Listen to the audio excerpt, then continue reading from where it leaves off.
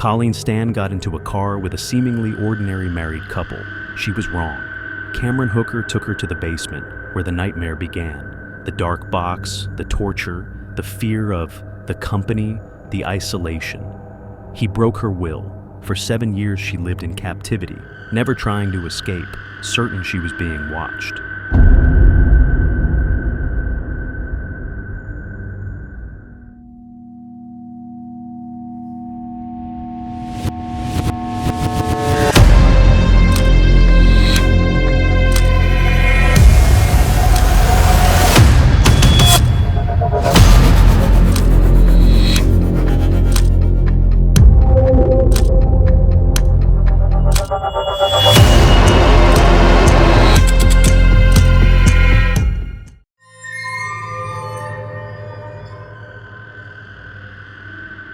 (1977).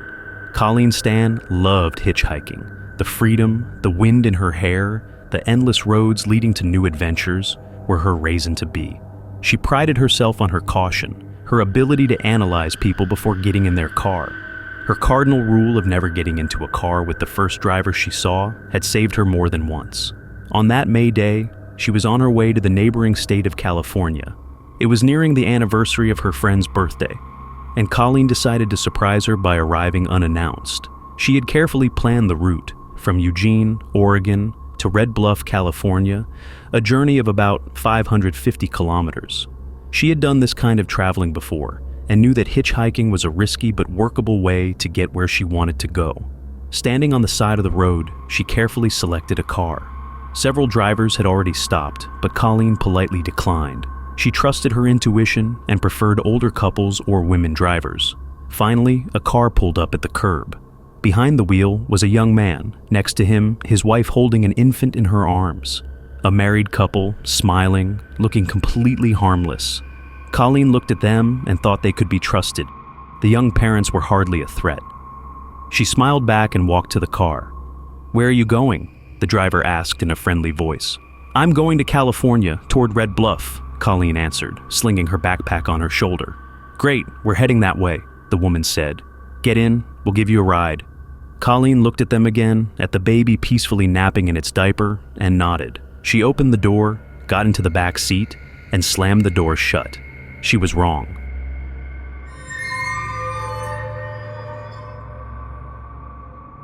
Cameron Hooker was born in Alturas, California in 1953. As a child, he was described as a fun-loving and outgoing boy who loved to joke around.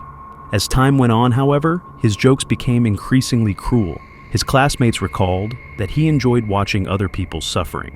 The Hooker family moved to Red Bluff in 1969. After the move, Cameron became withdrawn, avoiding society and spending time alone. There were no traumatic incidents in his life, but gradually sadistic tendencies began to manifest themselves in him.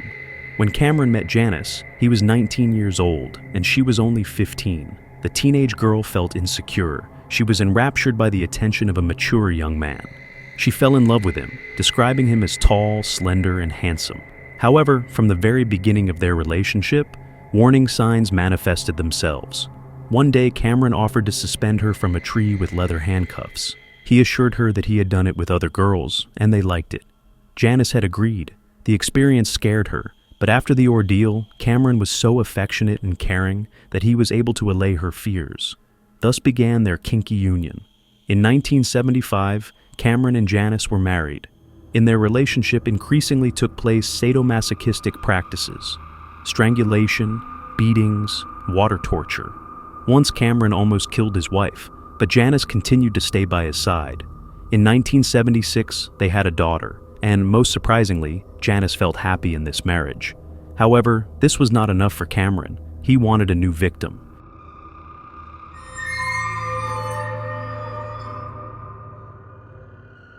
In late 1975, 19-year-old Mary Elizabeth Spanhack, or as her friends called her, Marlies, moved to California from Cleveland, Ohio. She lived with her fiancé and modeled part-time at a camera store. Marlies was an upbeat and friendly girl who dreamed of a career in the fashion industry. She loved traveling and photographing nature, hoping to one day become a professional photographer. One day, Cameron and Janice saw her on the street. She was clearly in a hurry, and they offered her a ride. Janice, looking friendly, smiled and said, "We're just going the same way. Get in, don't worry, we're with the baby." Marlies agreed, not suspecting that this would become a fatal mistake. When they reached their destination and the girl tried to get out of the car, Cameron grabbed her wrist, pulled her back in, pulled out a knife, and told Janice to drive on. Marlies screamed, but Cameron put his hand over her mouth. "If you scream again, you die right here," he threatened. They brought her home and dragged her into the basement. The dim light of a bulb illuminated a dingy room with chains and hooks embedded in the walls. The smell of dampness and fear filled the air. Cameron chained Marlies to the ceiling and left her hanging for hours. She begged to be released, but Cameron only looked at her with a satisfied smile. For days, Cameron subjected her to horrific torture, beatings, burns, suffocation. He had deprived her of food and water, leaving her all alone.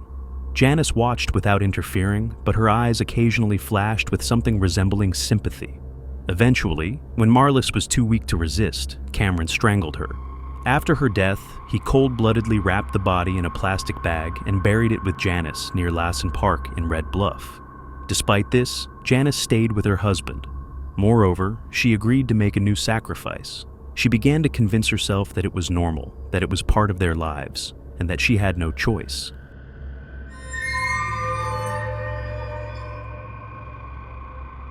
The driver introduced himself as Cameron Hooker. His wife, Janice, was smiling, holding a baby in her arms. The road stretched a monotonous ribbon, and the landscape outside the window was an endless succession of trees, fields, and occasional road signs.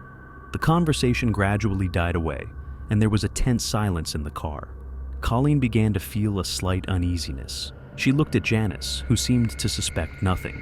The baby was sleeping peacefully in her arms, making quiet whimpering noises. When the car suddenly turned off the main highway onto a narrow dirt road that led deep into the woods, Colleen was alert. She looked out the window. There were only trees all around.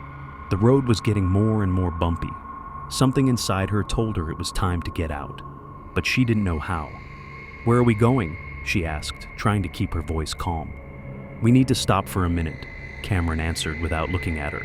Colleen felt a chill run down her spine. She glanced at Janice, but she averted her eyes. The car came to a stop. At the same moment, Cameron turned around, and before Colleen could react, grabbed her hand. His fingers were cold and strong. She cried out, but he quickly pulled out a knife and held it to her throat. "Don't make a noise," he whispered, his voice strained, holding back something more horrible.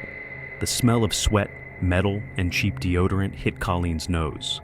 At that moment, she realized this wasn't just a mistake, it was a trap.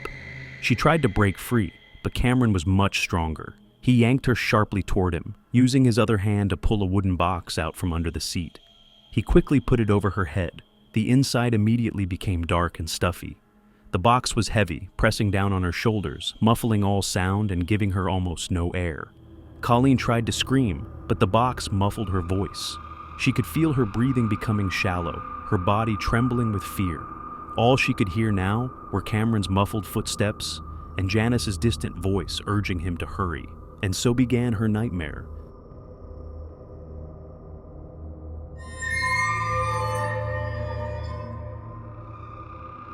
The basement of the Hooker house became Colleen's prison, with no windows, no sunlight, and time seemed to stand still. Cameron had prepared the room in advance. Bare concrete walls, a cold floor, torture devices hanging from the ceiling. In the center stood a wooden box, resembling a coffin, into which he locked her for long hours. Sometimes Colleen spent 23 hours a day in that box. It was stuffy, with air coming in through narrow slits, but not enough. The darkness, the smell of damp, the muffled footsteps upstairs. Her new world had shrunk to a small space where she couldn't even stand up. Hunger was exhausting, and thirst was unbearable, especially in the summer. She didn't know how much time passed between his visits until the lid opened and a stream of cold air hit her face. Cameron had convinced her that there was a powerful organization called the Company that kept tabs on her family, and acquaintances. He said that this secret structure had agents everywhere, and if Colleen disobeyed, her parents would be killed. These words paralyzed her will. She stopped even dreaming of escape. for fear for her family was stronger than her own suffering. Terrified and broken, she signed a contract written by Cameron in which she agreed to be his slave forever. Now she no longer had a name, only the letter K. She had to call him master, address him only with permission, ask for permission to eat, drink, even breathe. In the first weeks, she was subjected to terrible torture. Electric shocks burned her skin, leaving burns. The beatings became a familiar part of her life, and she quickly learned to guess his moods from his footsteps. Sometimes Cameron robbed her of sleep, forcing her to stand for hours in the same position until her body no longer obeyed her. He relished the way she suffered, the way her will broke down. Janice didn't participate in the abuse, but she didn't try to stop it either. She saw what was happening, but continued to pretend that nothing much was happening. There was a strange logic in her mind. If Colleen was here, then it must be so. At one point, she even began to convince herself that her husband needed it, as if the captive's existence was helping to save their marriage. Colleen was broken, but deep inside, there was still hope. She didn't know when, but she believed that one day this hell would end.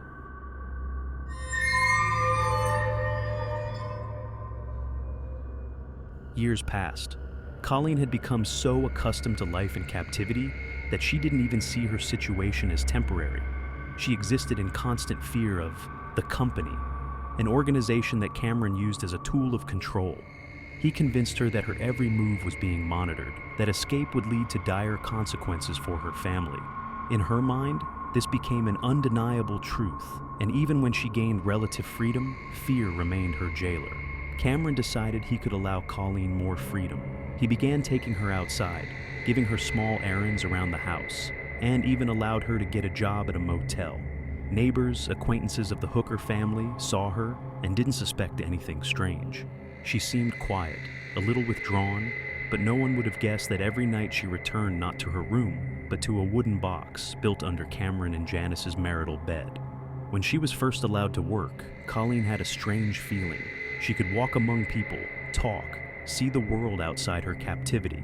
But even while holding a cell phone or being around motel guests, she didn't try to call for help. She was afraid she was being watched. It seemed to her that if she uttered a single word, the company would turn its terrible mechanism against her.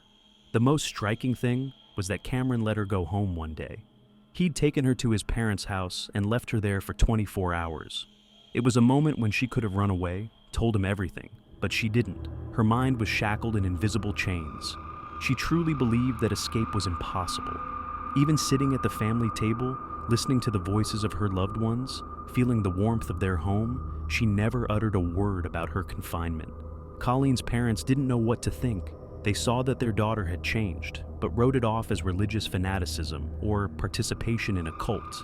Her eyes no longer had the same sparkle. Her smile looked strained, but no one dared to ask questions. They didn't know they were facing a person who lived in a constant nightmare, but was afraid to even think about saving herself. The next morning, Colleen packed her things and calmly walked out to Cameron, who was waiting for her in the car. She was back in captivity, not even realizing that she had just missed her chance at freedom. Inside her, the last spark of resistance had long since faded.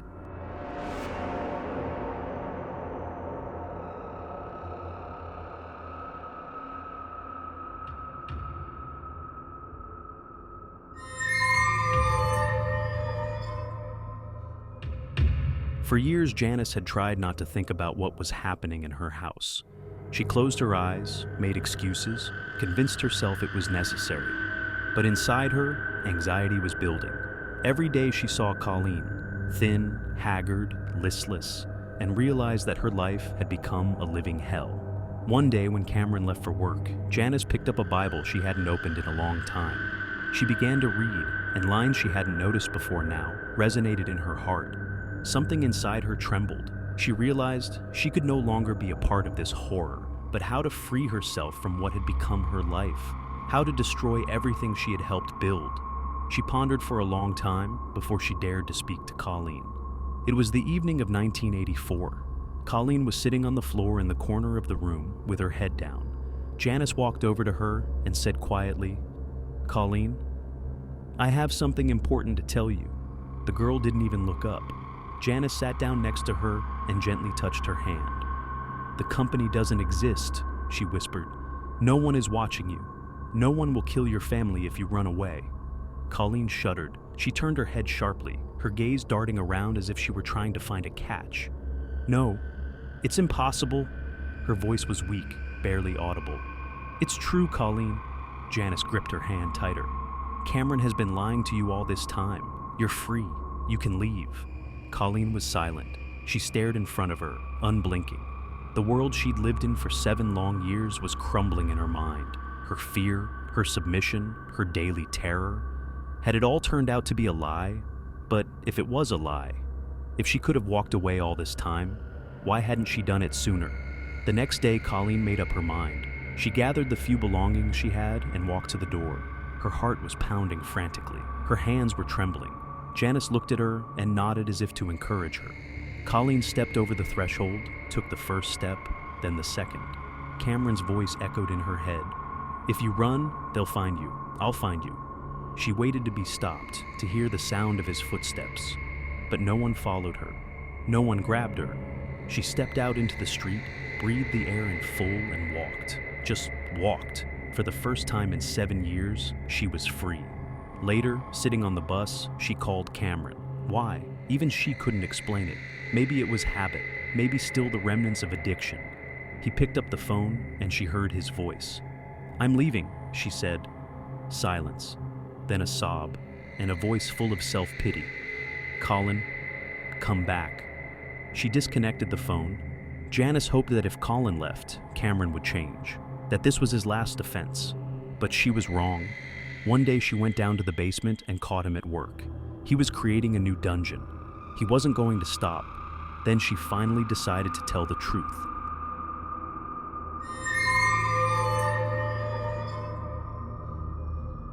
Janice couldn't keep quiet any longer. Her fear of Cameron waned, and the guilt became unbearable. She went to the police and told them everything. She spoke at length, describing the horrifying details of Colleen's life in captivity, the torture, the psychological pressure, and the constant fear. The officers listened to her with disbelief at first, unable to believe that such a thing could be happening in their town. When the officers came to see Colleen, she acted so calm that they thought it was some kind of mistake. The woman Janice had told them about should have been broken, frightened, but in front of them sat a tired but collected Colleen. She stared at them, not understanding what was being asked of her. Her mind had not yet adjusted to the idea that she was in no danger. "Colleen, you're free to go," one of the detectives said quietly. Dismissed, a word she'd forgotten over the years. She didn't answer, just lowered her head. But the evidence soon confirmed everything. The photographs Cameron had taken during the torture devices they had found, the diaries where he had written down in detail everything he had done to Colleen. These notes became a terrifying confirmation of her experiences. The box itself, in which she had spent countless days and nights, was also found in the Hooker home. At the trial, Colleen had to relive the whole nightmare again, telling her story.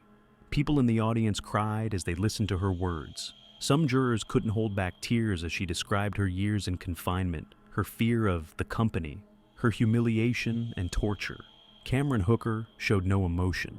He sat with his hands folded on the table and stared in front of him. His lawyer tried to prove that everything had been consensual, that Colleen had not escaped and therefore was not a prisoner. But the photographs, Janice's testimony, and the torture instruments found said otherwise. The court sentenced Cameron Hooker to 104 years in prison. Years later, he applied for parole, but was denied. The judges had no doubt that he was a danger to society. During the investigation, it turned out that Colleen was not the first victim. In 1975, Cameron kidnapped another girl, Maria Elizabeth Spanhake. But she didn't survive the horrors. Her body was never found. Colleen walked out of that courtroom free, truly free. But now she had to learn to live again.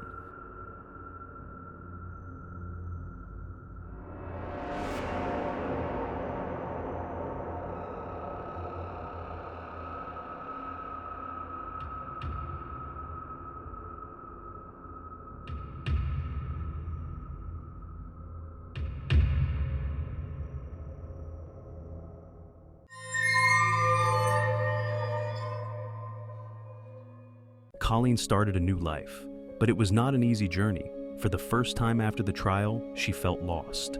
7 years of fear, humiliation, and pain had left an indelible mark on her psyche. Even as she walked down a busy street, she felt like she was being watched. She flinched at sudden sounds, was afraid of the dark, and woke up in the middle of the night shaking with nightmares.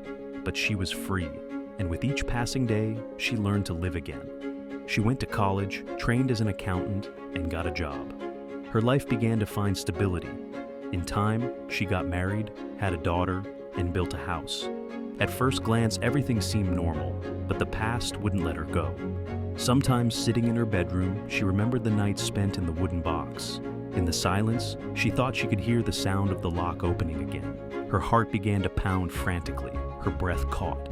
She knew it was all behind her, but her mind and body couldn't forget the horror so easily.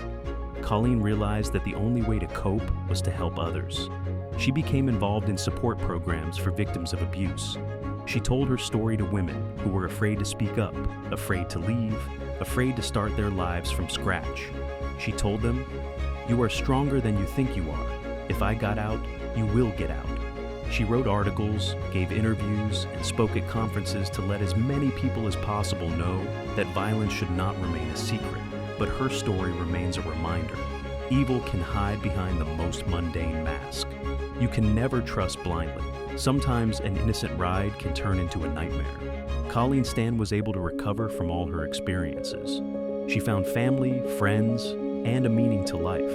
But despite the years, the nightmares sometimes return. Night terrors, memories of the basement, the feeling of suffocation in a closed box, they remain in the back of her mind, reminding her of what she experienced. Today, Colleen is involved in charity work, helping women survivors of abuse. She uses her story to save others, for she knows what it means to be trapped with no hope of rescue. But she also knows that even the deepest hell can be escaped. The key is not to give up hope,